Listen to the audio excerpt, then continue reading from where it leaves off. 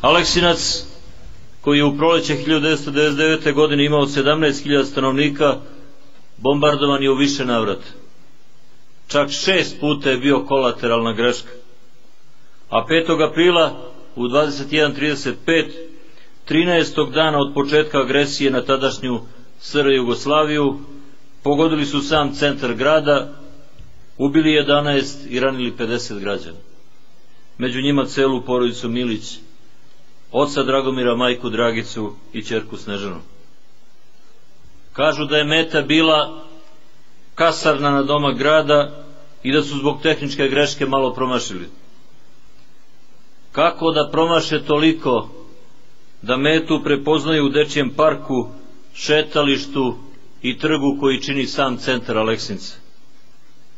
Naredbodavci, izvršioci, pomagači, svi su još uvek živi, neki od njih i sada bombarduju, a Srbija oplakuje, obeležava, otima od zaborava i traži samo pristojno ljudsko izvinjenje od silnika koji su jednu zemlju u Evropi bombardovali pred kraj 20. veka.